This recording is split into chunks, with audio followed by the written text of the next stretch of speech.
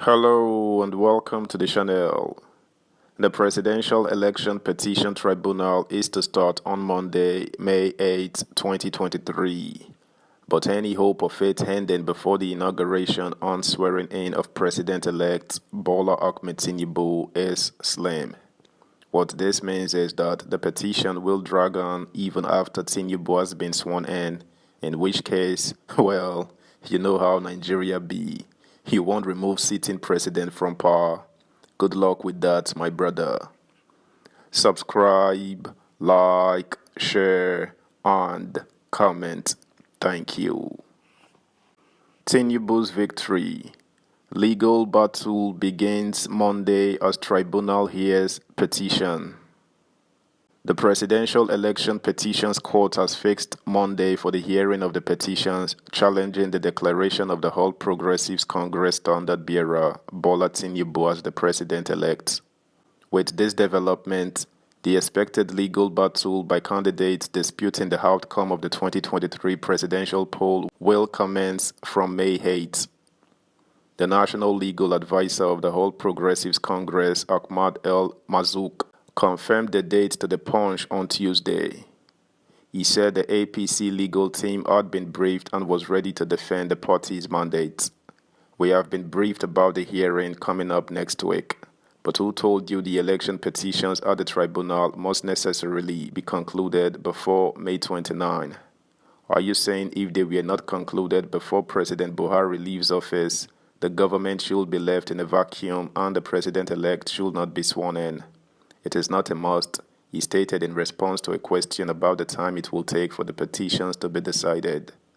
Also, a top official of the Election Petitions Tribunal affirmed that the hearing proceedings would start on Monday.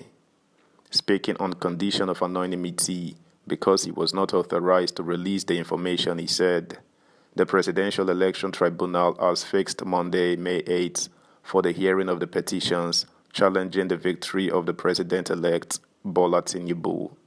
A member of Tinubu's legal team, Tayo Oyetibo's son, also said the hearing had been scheduled to commence next week.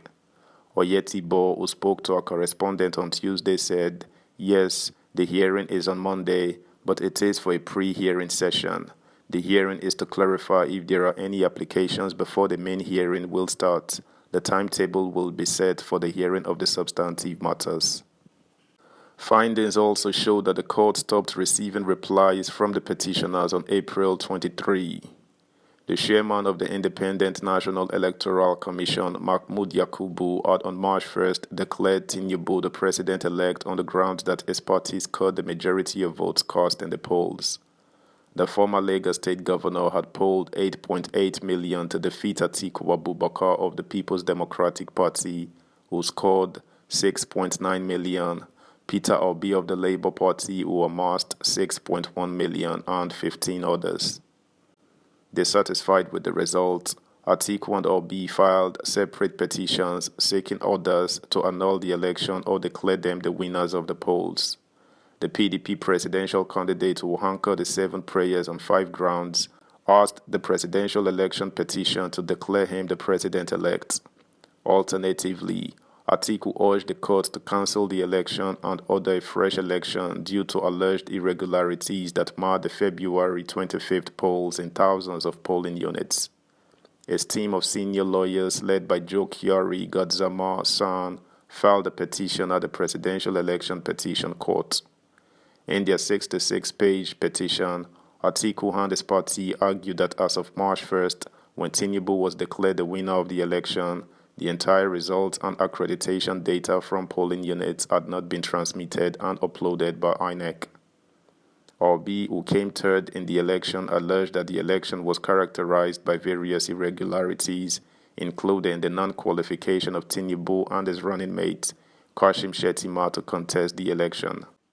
He also alleged that Tinubu failed to win the majority of the lawful votes cast in the election, and just as he could not secure 1/4 of the lawful votes cast in the FCT. He equally alleged that the election was conducted in substantial non-compliance with the provision of the law. Subscribe, like, share, comment, and please turn the notification bell on. Thank you. Tinubu, while submitting his presidential nomination form to INEC in June 2022, chose Ibrahim Masari, a politician from the Katsina state, as a placeholder for the substantive vice presidential candidate who later became Shettima. Tinubu's action was described by analysts as a strategy to beat INEC's deadline of June 17, 2022 for presidential candidates to submit names of their vice presidential picks. But the APC, in its replies, asked the PEPC to dismiss the petitions filed by the opposition parties. It described the petition filed by the former vice president against his election victory as a gross abuse of court processes.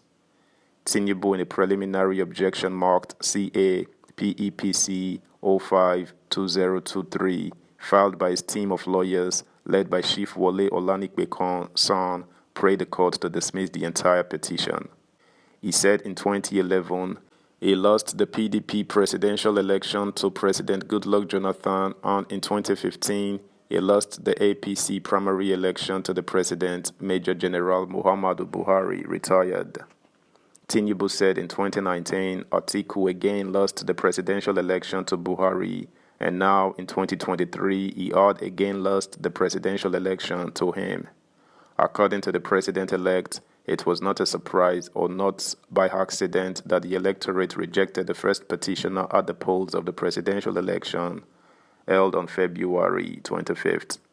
He said he was ready to lead evidence to prove to the court that a host of states controlled by PDP and their governors protested against Atiku's emergence as the party's candidate and vowed never to support his candidature.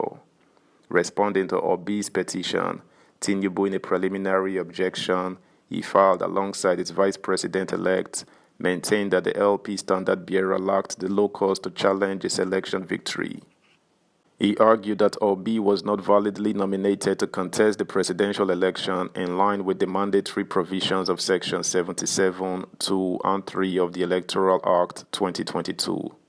He insisted that Obi's name was not found in the register of members of the LP, noting that he defected to the party from the PDP less than 30 days before the primary election that produced him as a presidential candidate was concluded. He further accused Obi of jumping from one political party to the other, insisting that the LP lacked the requisite structure to win the presidential contest. Adducing reasons why he won the presidential election, Tinubu said it was his consistency and track record of excellence in public service that endeared him to millions of the electorates across the federation. That's the news, guys. Thanks for listening. Until next time, bye.